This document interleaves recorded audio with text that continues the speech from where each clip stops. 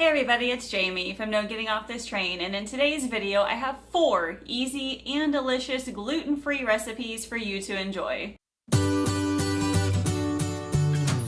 Gluten-free recipes are one of the biggest things many of you have asked for, and I'm no stranger to eating gluten-free. I actually ate a gluten-free diet for 2 months like a couple years ago, so I understand the struggle. And I know you're looking for lots of cheap and delicious recipes, and hopefully I will deliver those today. And make sure you stay till the end because I'm going to give you some tips on how to eat gluten-free on a budget. So the recipes I have for you today are turkey meatloaf muffins, Hawaiian chicken, baked peanut butter oatmeal, and a gluten-free pasta salad. So let's get into the recipes. I will show you how they're made. I'm actually doing a small meal prep session today and making 2 out of the 4 gluten-free recipes. The first one I'm going to make is a peanut butter baked oatmeal, and I'm also making a pasta salad as well.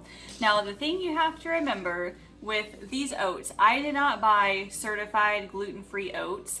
These are just regular oats from Aldi. Now, oats in themselves are naturally gluten-free, but sometimes they're made in a factory that contains products made with gluten. So, if you are gluten-free for medical reasons and really need to restrict your gluten, then definitely buy gluten-free oats. It'll say certified gluten-free on it. I am not, so I'm just using this, but keep that in mind. I am actually doubling the recipe today so that John and I both can eat this throughout the entire week. I don't know why I think that sometimes I have to make a different breakfast for each of us, but sometimes I just, get in that mood. But this time I wanted to make things easy, so we are doubling this. And baked oatmeal is nice because you can do so many things with it. You could add in a bunch of other ingredients like bananas or blueberries, even like pumpkin puree, because pumpkin baked oatmeal is super good. But this is just, actually this is a peanut butter one, so there will be lots of healthy fats in here from the peanut butter. So we just start by putting all the dry ingredients in a smaller bowl, and then we'll put all the wet ingredients in a larger bowl. This recipe can also be made dairy-free by using almond milk or another kind of non-dairy milk instead. I'm also using butter, and so instead of butter you could also use some sort of oil. The original recipe said coconut oil, so you could use that instead. And what I love about baked oatmeal is that it is full of carbs because the oats have a lot of good whole grains in it. I get protein from the milk and the eggs, a little bit of protein from the peanut butter, but also some good healthy fats from the peanut butter as well. And then you could pair this with some scrambled eggs or cottage cheese. I might even have a banana with it as well. This peanut butter right here is my absolute favorite. Kroger Natural Creamy. The ingredients are only peanut and salt, so there's no added sugar in this. I do put honey in this. You can either use honey or maple syrup for some extra sweetness. And once it's done baking, like when you're ready to eat it, you could also drizzle some maple syrup on top.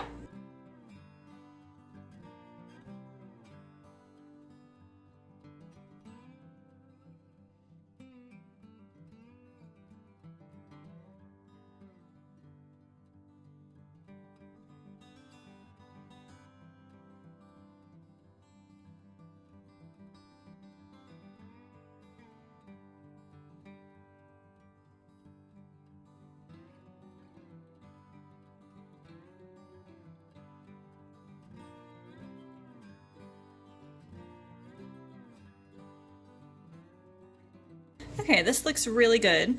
It is supposed to be liquidous like this. All of the liquid will bake up once you put it in the oven.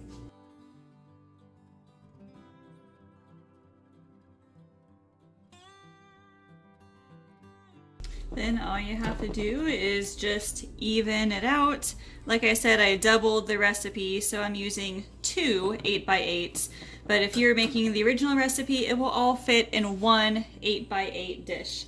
The oven is now preheated to 350. These only need to bake for 25 to 30 minutes. So let's get these in and then we'll work on the pasta salad. These are all the ingredients you need for the pasta salad. It says it is a Greek pasta salad. There's a couple things that I don't have that I'm either substituting or just not using at all, but it's just pasta. And then I'm adding a can of chickpeas for some protein. And then there's cucumbers, red onion, grape tomatoes, some oils, vinegar, spices, and feta cheese to go on top. So first thing we need to do is get the water boiling for the pasta, and then we'll chop some vegetables. I'm actually only going to use half of the bag of pasta because I wanted this recipe to serve 4, and the entire bag serves 8. So I will just keep the pasta for another dish. But this recipe right here is extremely full of vegetables. So you've got the cucumbers, which, I mean, they barely have any calories. So that's going to be like the majority of the veggies. There's also some tomatoes, and then you've got the red onion for flavor, which is going to be amazing. But this would be a really good lunch idea. All you do is prepare it ahead of time, and you put it in your favorite storage containers or even a mason jar, actually. And it is a no-heat, gluten-free lunch that you can take with you to work or just on the go wherever you need to be. You don't have to heat it up or anything. One thing I did not buy for this recipe was olives. Olives are also in this recipe, so feel free to add some if you want or just leave it out.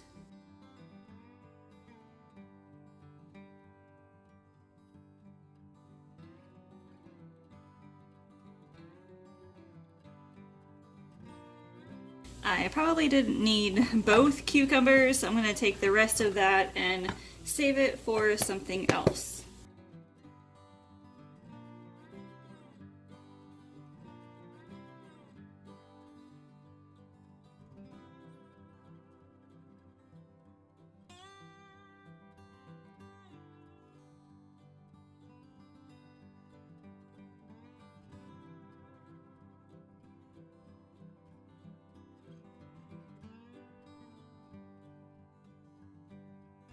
So the pasta cooked a lot faster than I expected. I had to take it off the heat real quick and drain it.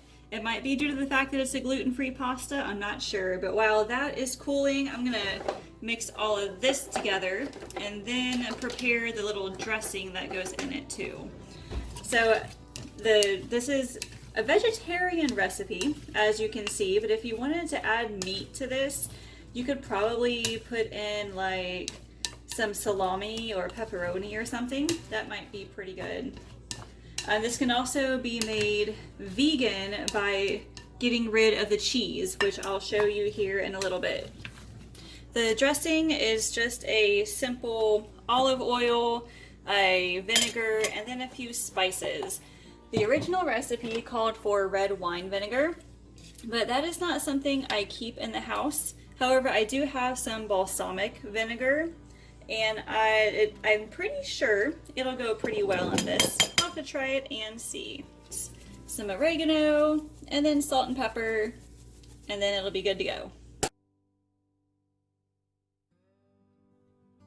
I went ahead and ran the pasta under some cold water to get it nice and cool, and it is pretty much finished. Okay, so this is supposed to serve 4 people, and oh my goodness, this is looking like some really good sized servings. And I think it's because I used too many cucumbers, but I think it'll work out.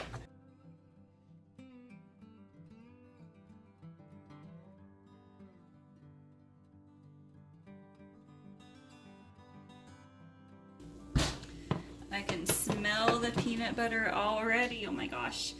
All right, so in order to figure out if it's done or not, I usually take a knife and poke down in it. It looks pretty good. It's a little on the soft side, but the knife came out clean. So maybe this recipe is supposed to be like that. It's nice and brown around the edges. So we're just gonna let this cool for, I don't know, 30 or 60 minutes, and then we'll cut them and put them into separate containers. But for now, let's go ahead and get the pasta salad into their containers.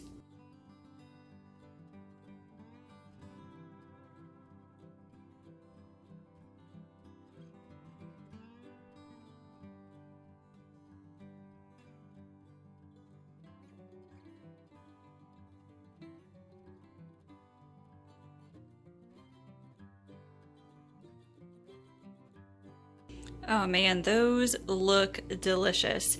So like I said, this is a cold lunch, so feel free to take this anywhere where you're not able to heat up anything. This is a perfect size for lunch.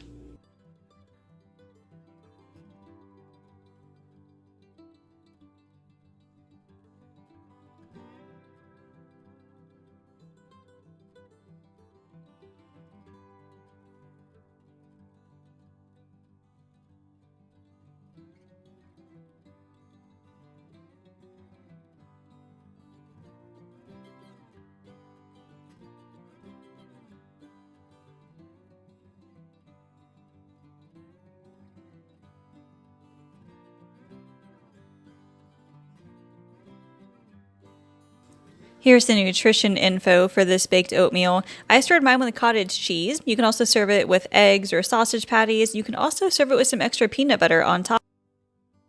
Next up on our list is Meatloaf Muffins. Now this is pretty easy, honestly. It looks like a lot of ingredients, but most of it is just seasonings. You're gonna put all these ingredients into a food processor and mix all that together. And then you put them in a muffin tin and you bake them in the oven, and that's it. So let's get started. So because all of this is going in the food processor, I really don't need to cut these finely. I just need to get out the seeds from this, chop it up just a slight bit, and then we can just throw it straight into the food processor.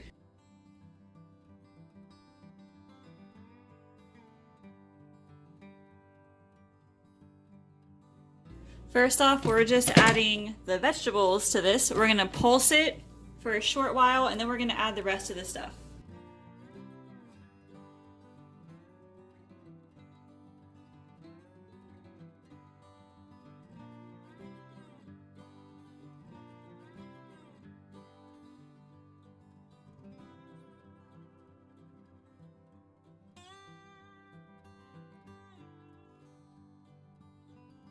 Once again, the oats I'm using are not certified gluten-free. These are just regular oats. So use your discretion if you need to use actual gluten-free oats.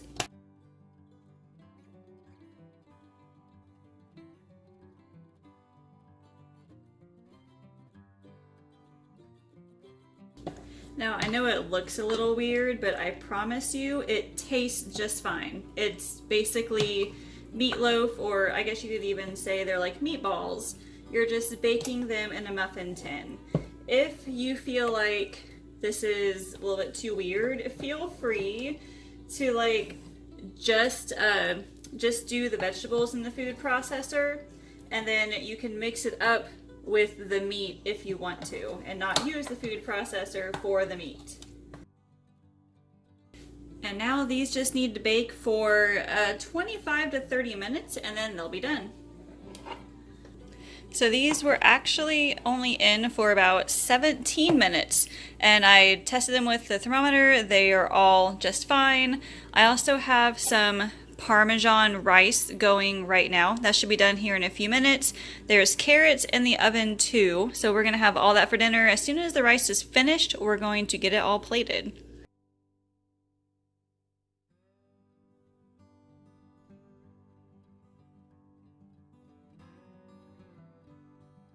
The nutrition info here is just for one of the meatloaf muffins. Now, if you don't like the idea of eating it plain, I mean, you could add some ketchup or barbecue sauce on top, and that would be really good too.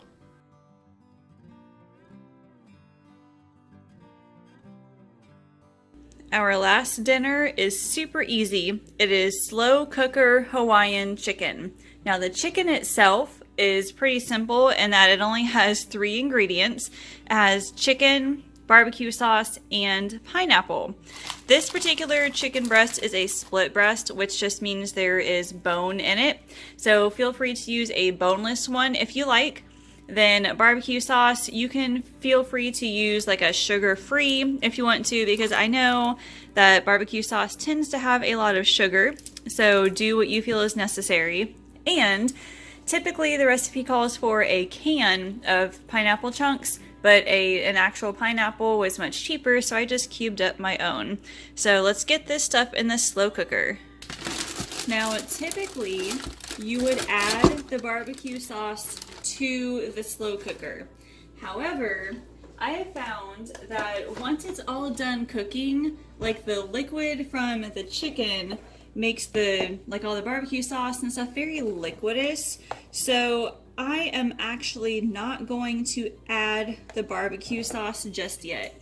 I'm just going to add a cup, maybe about a cup and a half actually, of chicken, or pineapple, not chicken.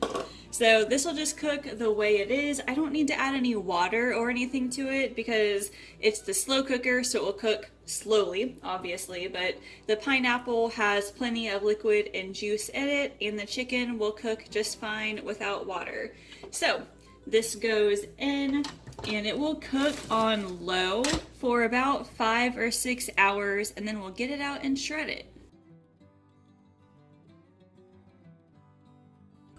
We're getting ready for dinner now. I've got some sweet potatoes and broccoli all chopped up. There's olive oil and some seasoning on them. Those are going to be roasted in the oven for about 20 minutes or so. I'm going to serve this in a bowl with all of these. The oven just beeped. It's ready to go. So let's get these in and then we'll check on the chicken. The chicken is done. Do you see all that liquid in there? I mean, some of it is from the pineapple juice, but if I had put the barbecue sauce in there, it would have become just like a really liquidous mess. So I'm going to drain this a little bit. I'm going to get the chicken out and shred it over here. And then we'll just add it all back in with the barbecue sauce.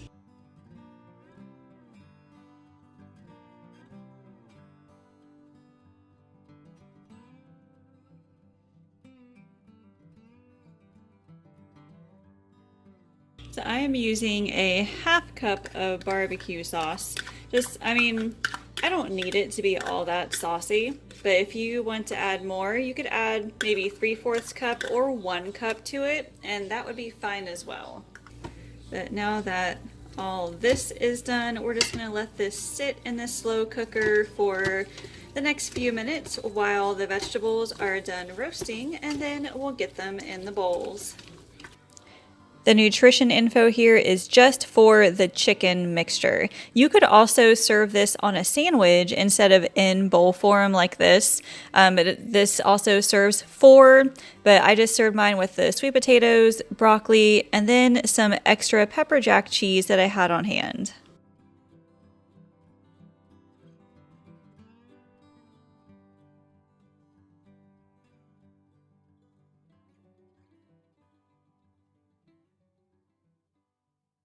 All right, let's talk eating gluten-free on a budget. Like I said, I ate gluten-free for 2 months, so I understand the struggle of needing to eat gluten-free, but just like balking at the huge prices of some of these items. So the biggest tip that I have for you is that most whole foods are considered gluten-free. Fruits and vegetables are all naturally gluten-free. Meat, dairy products, I know obviously the wheat products are out of the question, but if you stick with those main groups right there, you're gonna be within your budget. I know it's so easy to say, well, I'm a huge carb lover. I love my bread. I'm gonna go out and buy gluten-free bread. But have you ever noticed that their gluten-free bread is like $5 or $6 a loaf?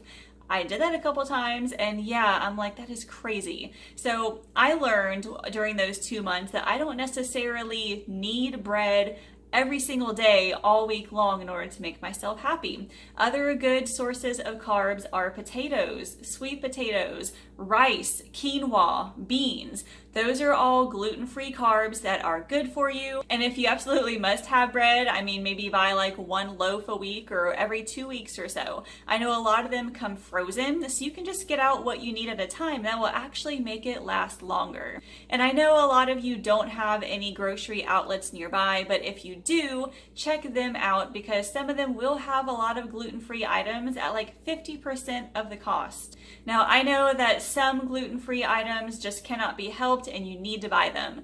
Things like oats, even though oats are technically gluten-free, you'll need to buy the certified gluten-free oats if you have like a medical condition.